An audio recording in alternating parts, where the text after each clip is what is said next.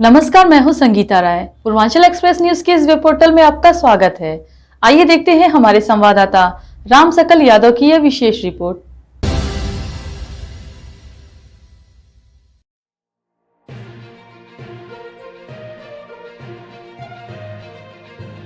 उच्च न्यायालय के अधिवक्ता व पूर्व वरिष्ठ उपाध्यक्ष high court bar association Jamil Ahmad Azmi व गिरीशचंद चतुर्वेदी रिटायर्ड प्रशासनिक अधिकारी के साथ कर्मचारी संघ के नेता सैकड़ों लोगों के साथ 27 मई को नेरहाल में कांग्रेस पार्टी की सदस्यता ग्रहण करेंगे।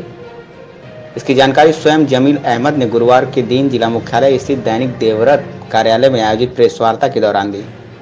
उन्हें बताया कि कार्यक्रम में कांग्रेस कमेटी के प्रदेश अध्यक्ष ब्रिजलाल खबरी, पूर्व सांसद व वीरेंद्र चौधरी प्रांतीय अध्यक्ष तथा कांग्रेस पार्टी के वरिष्ठ प्रदेश के पदाधिकारी व जिले के वरिष्ठ कांग्रेस पार्टी के नेतागण भी मौजूद रहेंगे।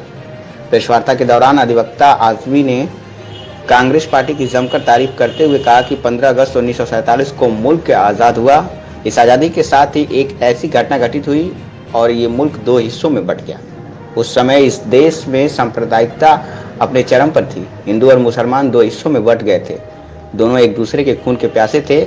ऐसे कठिन समय में हमारे प्रथम प्रधानमंत्री पंडित जवाहरलाल नेहरू ने उस नफरत को खत्म करके इस मुल्क को एक गुलदस्ते की तरह सजाया और नफरत की जगह मोहब्बत ने जगह बनाया।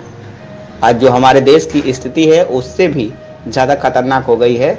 नफरत की सियासत इस मुल्क को फिर दो हिस्सों में बांटना चाहती है। भारतीय जनता पार्टी ने नफरत की सियासत करके इस मुल्क के संविधान लोकतंत्र को ही समाप्त कर दी है।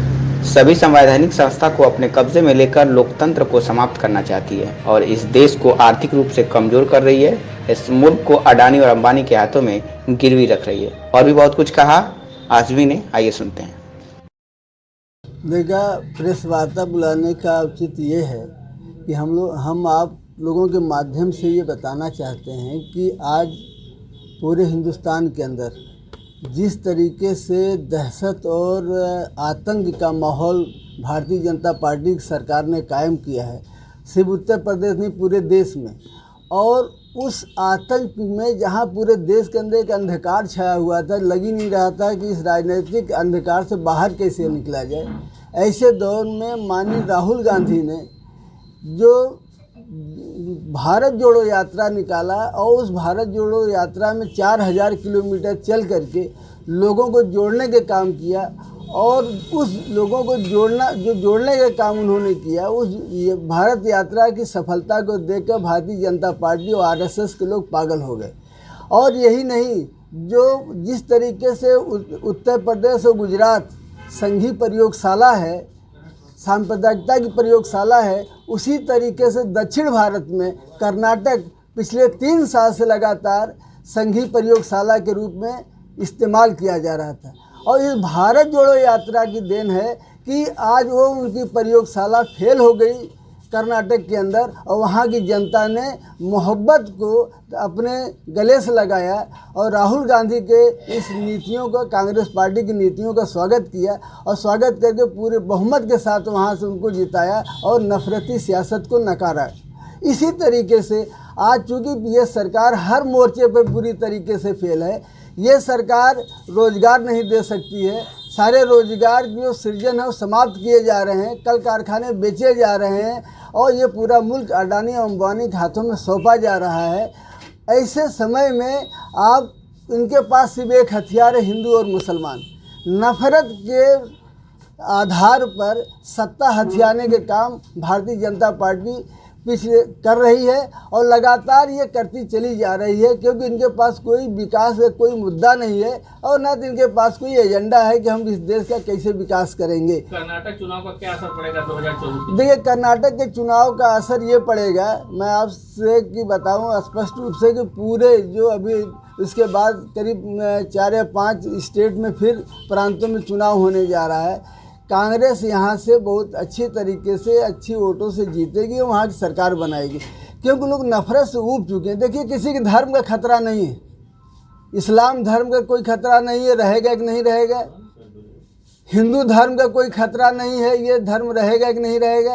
लेकिन खतरा गया इस देश के अंदर है तो नौजवानों के ऊपर खतरा है, उनकी नौकरियों पर खतरा है।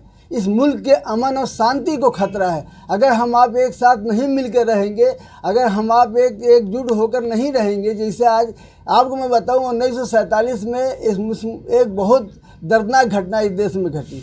एक तरफ मुल्क आज़ाद हो रहा था, जश्न आज़ादी हम मना रहे थे, और दूसरी तरफ इस मुल्क का बंटवारा भी हो रहा था, एक पाकिस्तान के रूप में बन गया एक भारत, जहां हम आज आपसे बात कर रहे हैं। और उस वक्त माहौल सांप्रदायिकता के पूरे देश में था, दोनों एक दूसरे से खून के प्यासे थे। लेकिन सत्ता पंडित जवाहरलाल नेहरू के हाथ में आई। पंडित जवाहरलाल नेहरू जो हमारे प्रथम प्रधानमंत्री थे, उन्होंने उस नफ़रत की सियासत को समाप्त करके और भारत को एक गुलदस्ते की तरह सजा करके हमारे हाथ में दिया था। और उस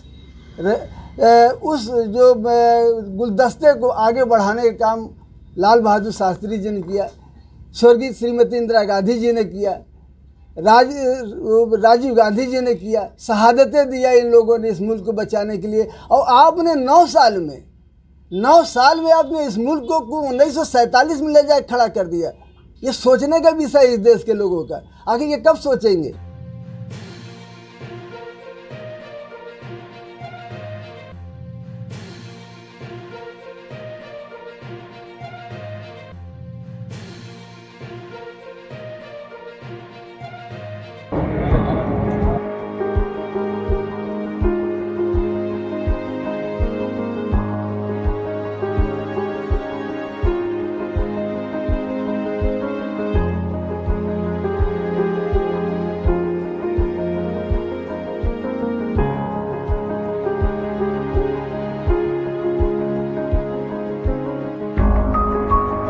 आपको हमारी खबर पसंद आई हो तो हमारे चैनल को लाइक, सब्सक्राइब और शेयर जरूर करिए।